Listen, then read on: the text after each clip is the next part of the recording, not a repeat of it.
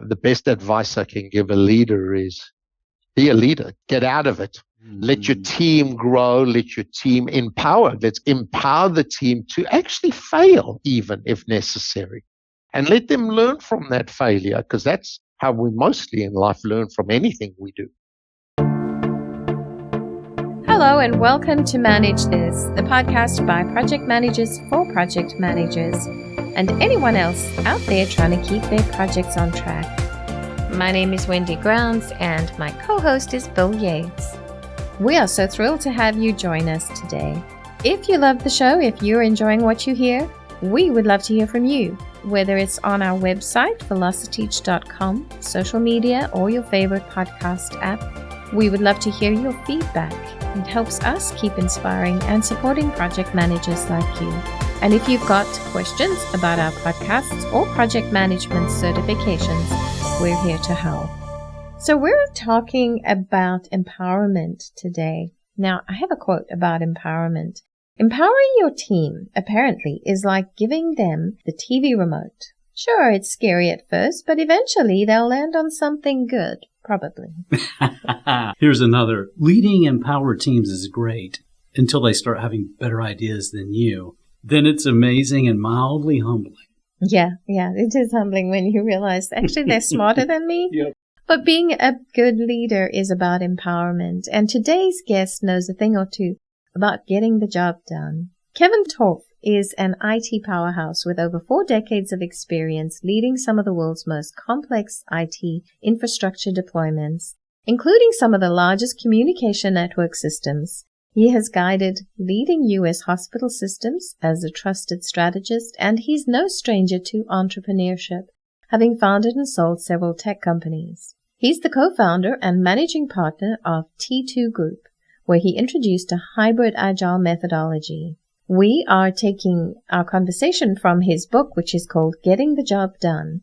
And in this book, he spills his secrets to delivering top-notch results on time. If you're leading a fast-moving tech project or you're managing a cross-functional team, this episode is going to be packed with insights to help you empower your team.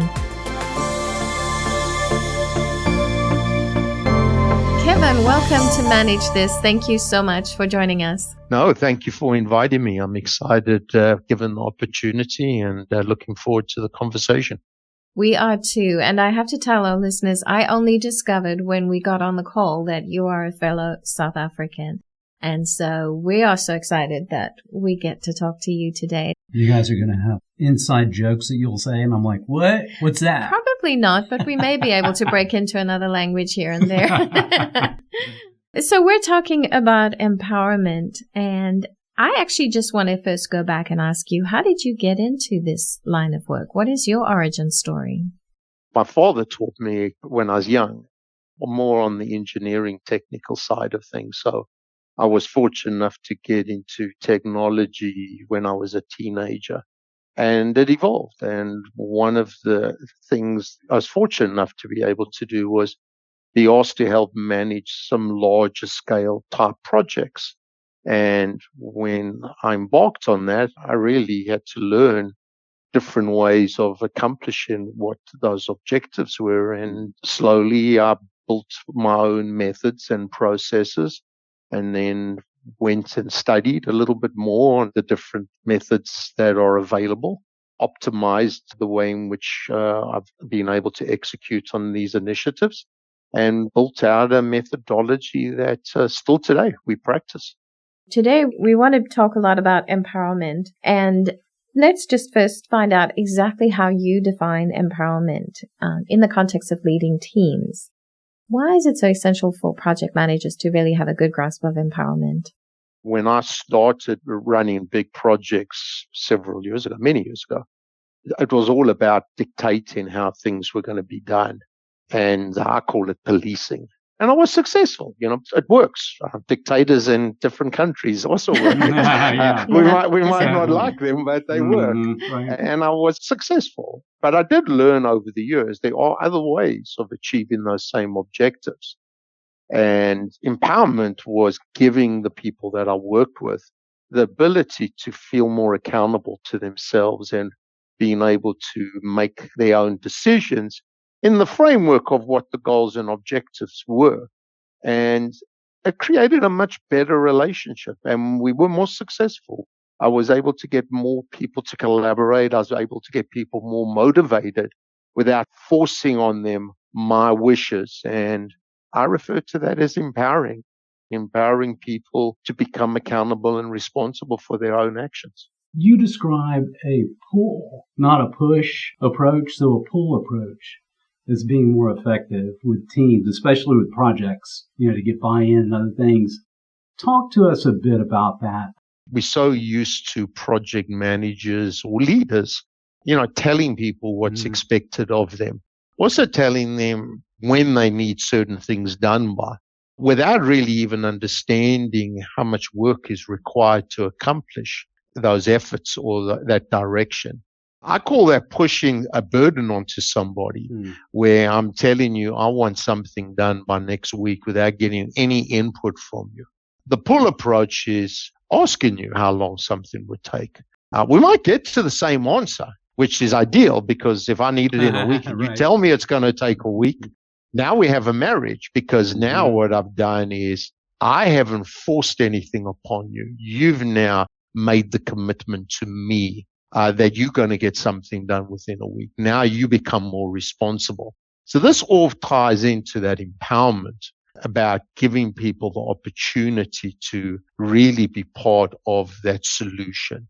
So yeah, I refer to that as the pull versus the push. Yeah. Some of the things that you've written on this topic, you talk about that leading to better productivity, which I think for some people it's like, oh no, but I'm the leader of this team.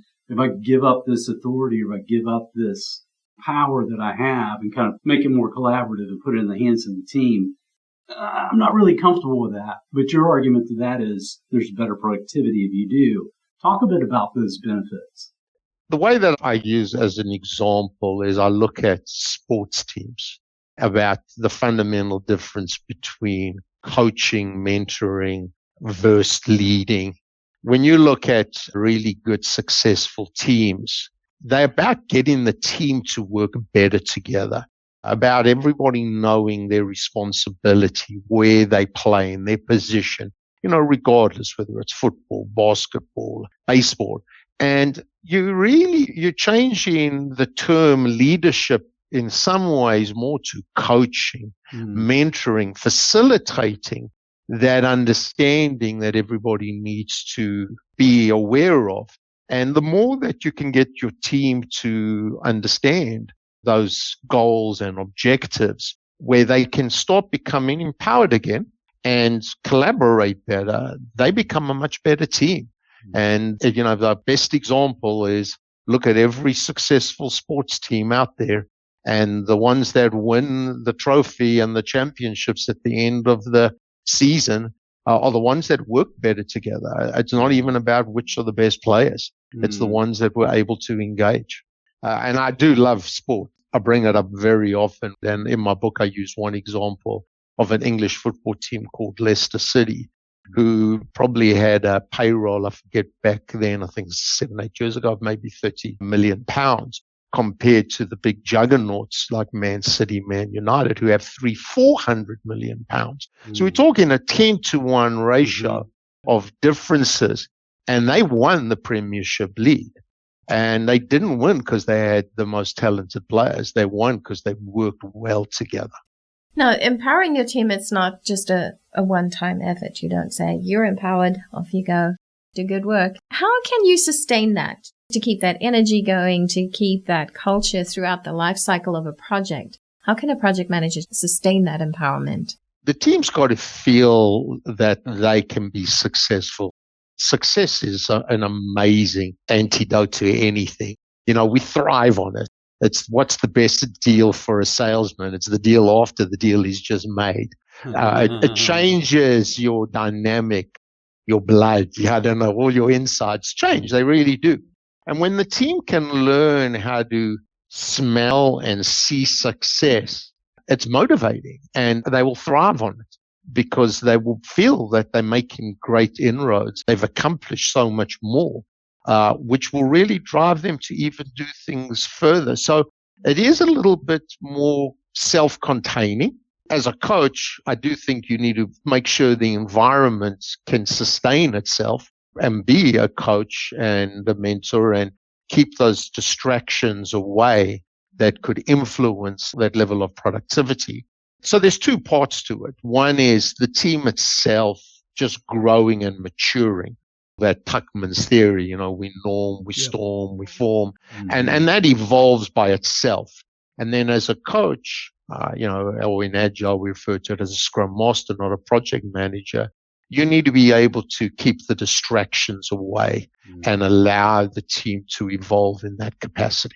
Those are powerful. I really like those, Kevin. We talk about accentuating the positive. Sometimes throughout the life of a project, the leader needs to accentuate the positive when the team's facing a really hard stretch. It could be a 3-week stretch of maybe overtime or maybe difficult conversations with the customer. Maybe a technology has failed or maybe a contractor didn't come through. Something didn't work the way it was supposed to. So it's tough. Back to your sports analogy, it's like if it's a competitive game, throughout the game, you're going to have ups and downs, right? And I think the good coach and the good project leader knows when to call that timeout or when to have that status meeting and say, hey, guys, we've been here before. It wasn't that bad, right? I know for me, I can get my head so far into the details, but it's hard for me to pull up and have that, kind of that coaching moment of going, hey, guys, we're going to be okay. Here's where we are. This is a tough push, but we've been here before. We can overcome this. I can see the light at the end of the tunnel.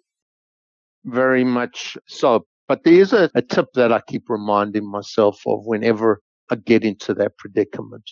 And it's obvious when I say it, but there's a way to do it. The word keep things simple, people practice all the time. But what does keep things simple mean in a project that's going wrong or a tough situation? It means break down the effort into as small pieces as you possibly can. Try not think of the bigger picture. Try not even understand why the bigger picture's failing. Now, it's hard. Put those blinders on, like the horses use. Try not be distracted from all the other things going on and just focus enough on something small enough that you can be successful in doing. Because coming back to how we started the question, that success will build on more success. Yep. But you've got to be successful first. And the bigger you think of things and the more complicated you make things, I call it the more likely you're going to be wrong. Because we are by nature wrong in a lot of the things we do, especially when we're predicting or projecting what's going to happen. We don't have a crystal ball. We like to think we do, but we don't. So the further out I want to try and guesstimate or predict what might happen, I keep telling people the more likely I'm going to be wrong. So bring that in, do something quantitatively very small. You will be more successful doing that and grow on that. And that will get you out of pretty much any jam you're ever in, most of the time. Yeah. And it helps the team build momentum. They feel that those small successes, like you said, they start to stack on each other. I want to talk about Walt Disney. You share in your book an example of Walt Disney who practiced what you call a participatory leadership style. He provided a vision and allowed the team to find their own path. So how can we use that today? How can we inspire creativity, allow our team to find their path, but still be the leader of the project? It's that coaching, but you're now taking it to another level, and it's more about bringing the vision. It's establishing the goals and objectives. And, Walt Disney, as we know today, the famous movies and the animations and everything they accomplished, they broke norms when they were evolving in their early stages. And he gets the credit for all of this, but there were great people behind him that he enabled to really be creative in their ways. A person that is probably as accomplished, which is more of our modern era, was Steve Jobs. He built teams and he empowered those teams to be able to be creative and allowed them to be creative. And from that, you got the phone that was developed today. It wasn't one individual that came up with every one of those features and functions. I think we lose sight of that. We give too much credit to some of the leaders. The credit they deserve is not that they thought of all of these things. They enabled other people to be able to think of these other things. And that's the credit they deserve more. And that's what Walt Disney deserved. Kevin, one of the topics we want to talk about are team-led timelines, where the leader facilitates or gets input from the team, and the team really builds those deadlines themselves, which sounds very agile to me, very adaptive. To me, there's that balance of, okay, I'm the team leader. I know we've looked at the overall schedule. We know when we need to deliver on these major components. So I want to give freedom. I want to give creativity. I want to be hands off with my team. However, I've still got to hit these milestones. So give some practical examples or advice as to how do we find that balance of letting the team really speak into and drive out commitments like a schedule versus, being I don't want to be that boss, that dictator saying, no, we have to do it by this date. So how do we get there? The challenge we all face is life is dictated by money. Mm-hmm. And money usually calls the shots regarding everything and anything we ultimately do. So when an organization is going to execute on a large project, some organizations think about maybe what it will entail and do some budgetary work. But many other organizations, they have a business driver and a business need. And they might be facing competition. They might be facing other factors that might influence their business. I work a lot in healthcare, and there's a lot of things happening. There could be a regulatory requirement. I have to have this done by the end of the year. I don't have a choice. Not only that, I only have what I can afford. What's in my pocket right now? You only got a fixed amount of money. So you've got two constraints out of your three already predefined. I have to have it done by the end of the year, otherwise I might suffer penalties. I only have, let's just hypothetically say, $1 million. And now I'm going to force a team to be given those constraints. Well, yes and no. Yes, they are those constraints and they're not going to change. But how you deal with the team doesn't have to be forced on them like that. Again, the push-pull, the empowerment. You break it down smaller. You start getting the team to buy into what you need. You only have your three constraints. So the only real driver that has any now flexibility is the scope. What can I do within that framework and time? Now, all you want to get from your team is if they're working at their maximum capacity and they only achieve Y, that's all they could achieve. Right. There was no more to achieve. So the level of confidence that you got to have is your team working at its maximum capacity? And if it is, then within that framework and within their money, I'm going to achieve Y. And if the team can start understanding that, and then you can project that, and people start trusting that approach, you'll get the buy-in that you need. And it's when the team's not performing well that then everybody's going to sit back and question, well, you're not beating my timelines. You're only giving me half of what I wanted. And the reason is you guys aren't even at half the meetings, or you're doing other things, or you're doing other activities. So there's elements, and it's a complicated question because there's multiple answers. But you got to win the trust of your sponsors or your stakeholders. They got to believe that you're working in your best capacity. And then when you say, I can only do this amount of work within that framework that you've established, that there's that mutual respect to work together. And this is when business and teams have to really be united.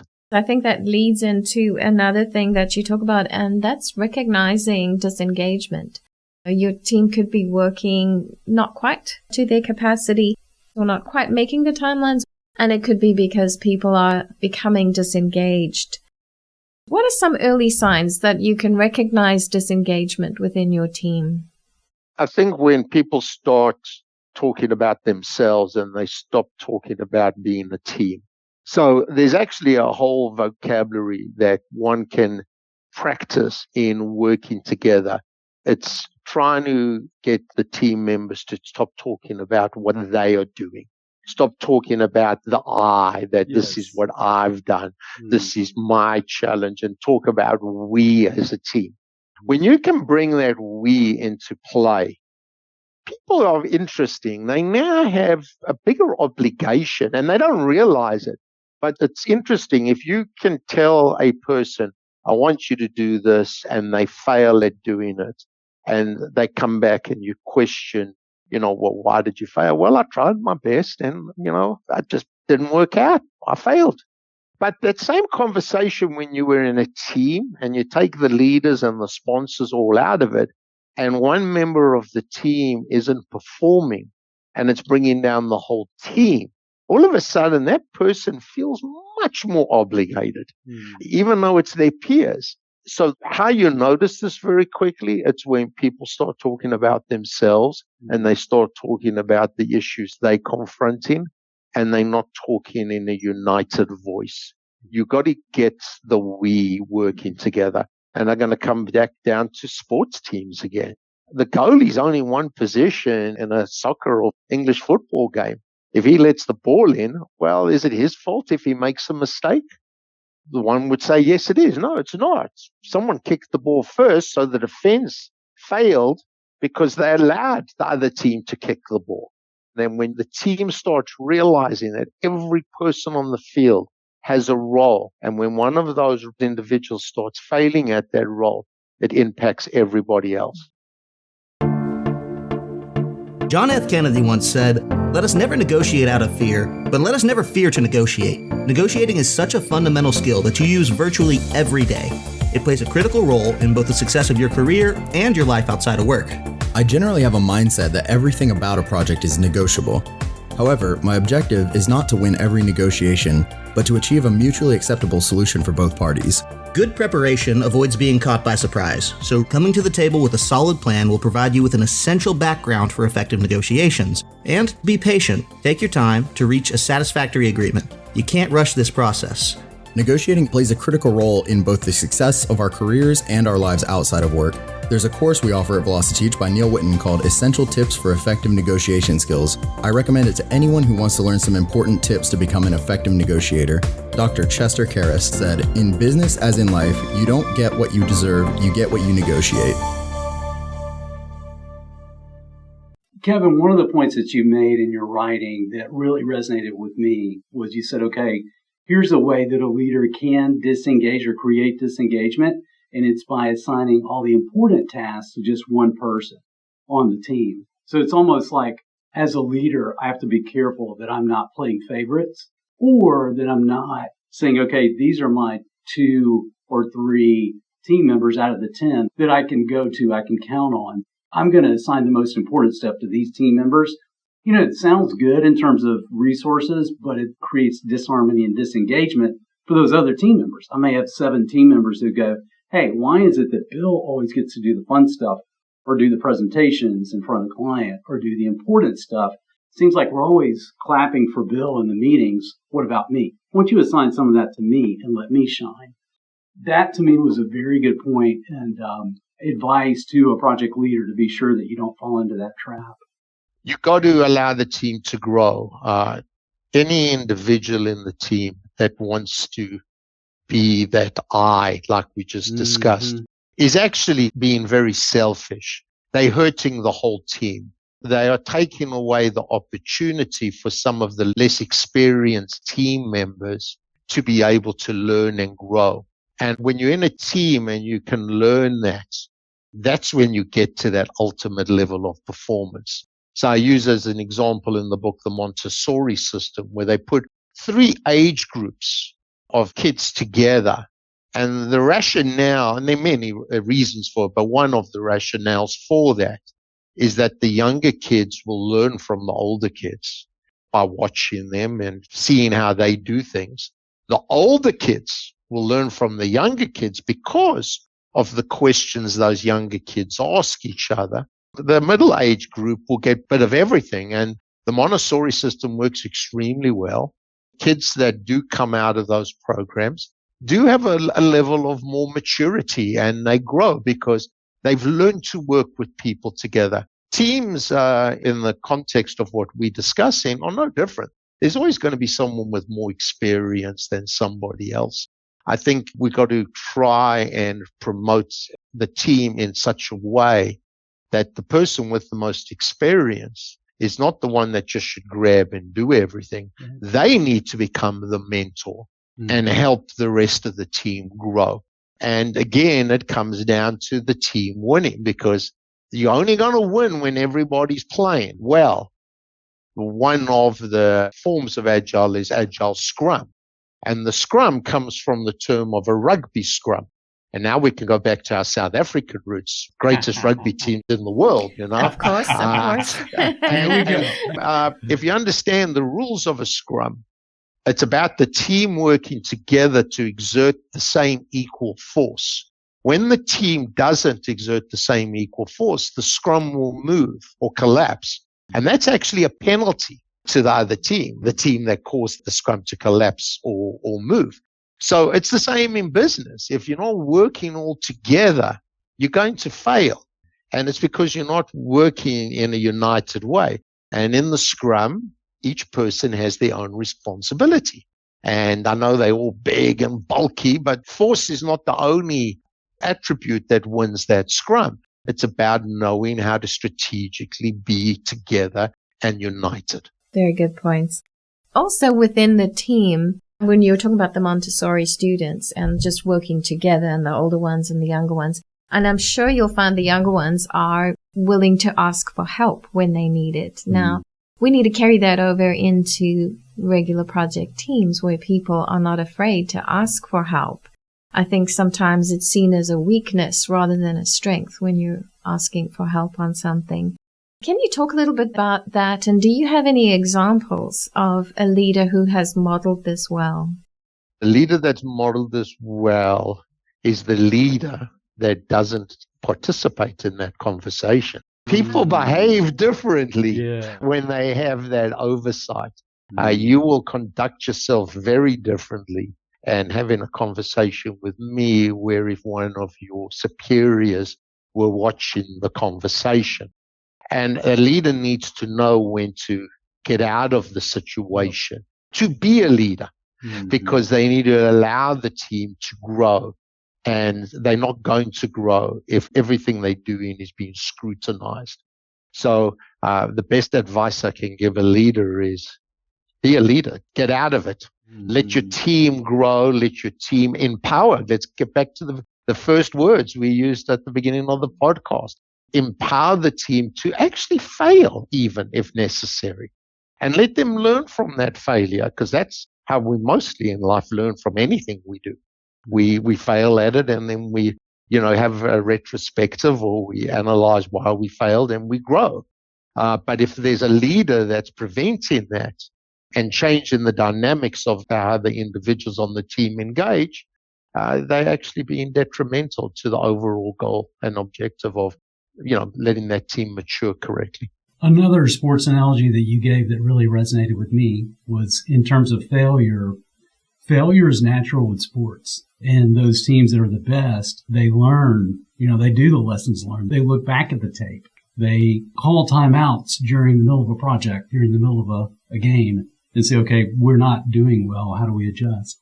And you gave the example of Michael Jordan. Michael Jordan is, I consider him the GOAT for the NBA, for basketball. There's a lot of fun commercials and all playing off of the GOAT, the greatest of all time analogy. But Michael Jordan, he lost over 300 games in the NBA. He lost a lot, but he also is 6-0 in NBA championships. So he learned how to win. What I love too is the idea of having a team leader who recognizes the influence they have with the team and knows, to your point, when to be a part of a conversation and when to set it up for other people to deal with it and to step out of the room, not be a part of the meeting. You guys meet separately on this later, and just give me an update later in the week. I don't need to know it right now. I trust you guys. You're smart. You'll figure it out. Go do what you do. So I'm very territorial. So I live in California. So the GOAT is Kobe Bryant, so I just want to put that on the record, just like in South Africa with the greatest rugby team in the world. Yes. The All Blacks and the Aussies, they really are second to where we are as a team. So I just wanted to make that slight correction. I respectfully note your position. Yeah, I'm going to have to wave the Michael flag. My daughter was a Tar Heel, so yeah. There we go. We're going to have to disagree on that one, but we got you with the rugby. Excellent. Good. You're hearing me and you're listening. Great. Yes. Now the question really is, yes, learning. We learn by mistakes. But we also learn by other people helping us. Kobe's and the Michaels weren't successful by themselves. Although most people think they were, they weren't. They had a team working around them. The team might have optimized their talents and their strengths because they were very talented, but they still had the support of the team working together to allow them to be as successful as they were. And they learned from their mistakes. And you're right. The whole governance of coaching, what does a coach do on the sidelines? There's multiple things they do. They're reminding the team to do the things they practiced, because hopefully they were practicing. They're reminding the teams strategically what they might have done prior to the game, is look at what they challenged against and how that team's performing. And, I can relate these all to business. How's the business going? How's the market going? The market's tanking right now. Stock market's down. What do we do? How do we react? What do we change? How do we change our behavior? In a team, it's no different, whether I'm playing basketball or I'm building a project that, moving a large data center or implementing a new application. You're going to be dealing with all of these challenges all the time, and you need to adjust, which comes back to, that whole theme about keep things simple. If I can really focus and reduce the amount of time that I'm focusing on a small effort, even if it's wrong, the implication is minimal, because I didn't spend 6 months and then realize I was going down the wrong road. I spent 1 week and said, this is the wrong road. And I make those changes and I adapt all the time.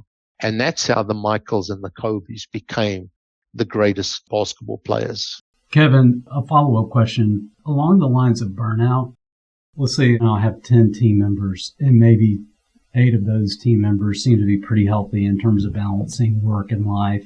But I've got 2 members of my team that no matter how stressful the project is, whether things are going pretty even keel right now or we're at a bigger push or even an easier time, they always seem to have their plate full. I mean, it's not like they're crying wolf. They're busy doing things. They're not over allocated.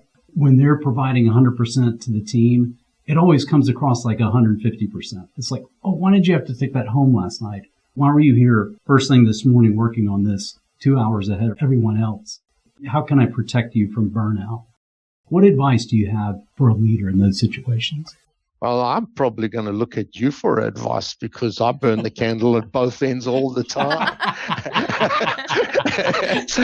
I need help. Look in the mirror and speak to yourself. It's a challenge. It does come down to personality, and it comes down to some individuals. And it's self-inflicting. I cause all the problems myself. I really do. I take on more than I should. But that's who I am. I don't think I'm ever going to change. What I need to learn and respect is when I'm working with a team, how that impacts the team. And I've got better. And it comes down to that team working well together and, trying to not be distracted. But it's hard to change sometimes who we are and some of the things we do. And this question, I think, was designed for me, unfortunately. This just turned into an intervention. Well, there we go. No, well, I'm very passionate. I enjoy what I do, and I love doing things. I don't think I can change. Put it this way. After all these years, I haven't changed yet. So let's just assume there's going to be no great miracles coming my way. No, this honest conversation is perfect. I mean, I think for some leaders, that's what they need to realize is, okay, some people are just wired that way. So have open, honest, and probably ongoing conversations with those team members to make sure they're still in a good place. Yeah, no, the thing is, if it's working, don't break what works. If it's not working, then that person's got to realize that all the other projects or where they've engaged is causing the team to fail. That's part of that coaching experience. But if the team's doing well and they're doing well and they're burning the candle on both ends like I do, let me be. Let me do what I do. One of the things about good project management, which we didn't discuss today, and we can have a whole podcast on that, is transparency. That's what allows the teams to evolve, to allow them to be empowered. They've got to be truthful to each other and they've got to be transparent. I think it's a perfect segue for you to tell us a little bit about your book, Getting the Job Done. Can you just describe your book to us and tell the audience how it can help them? I looked at what has allowed me to do the things that I've done. And I do have regrets, not many, but, I wanted to study more than I did and be more academic in the things I've accomplished and done. But I didn't. And, life took me down this road.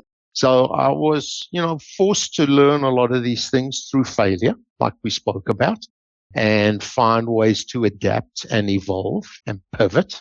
And there was always something that I just clung on to. It doesn't matter what struggles I had or the challenges I faced or the situation. You were only measured on what you get done. Mm-hmm. No one else cares about the effort. And I think someone else told me back years ago, when you go to the grocery store and you're paying for your groceries and they ask for your $10 or $20 and you say, well, I don't have the $20.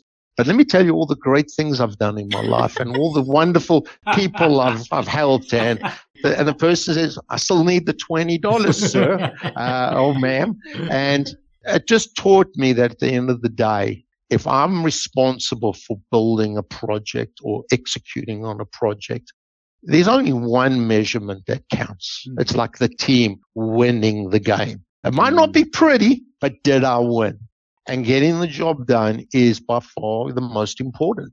And, now the question is, how do you make it pleasant in getting the job done? How do you help yourself in getting the job done? Because most of the time, you're your own worst enemy. So you shoot yourself in the foot. How do you prevent that? But again, the goal, the winning the championship, is getting the job done. That's powerful. Would you tell our audience where they can find out more about what you do, or if they want to connect with you, if they have any questions, where should they go? My name is Kevin Torf. I'm fortunate enough to run a company called the T2 Group. That is a company that focuses on building large and executing on large projects. They can go to my website. If anyone wants to engage, they're more than welcome to. And probably the easiest and best way is send me a LinkedIn message, or my email's pretty much available as well. kevin.torf@t2group.us. This has been fantastic. It's incredibly helpful to me to speak to someone who has an engineering background, a tech background, and has learned through good and bad how to make teams better. We're all about project success. So the advice that you've shared today and your transparency is super helpful. Thank you for your time, and thank you for sharing your advice and tips with us today. No, I think the thanks goes to both of you for reading my book, first of all. So that's one more person, and and having those questions and making this a very informal but very formative conversation. I look at more of this now on the practical side of things. It's, how to take all of these tips and advice and put it into practice. And, sometimes that requires a lot of massaging to get it to be where it needs to go. So your questions reflect a lot of that. They're just more very practical about how you take something and make it work.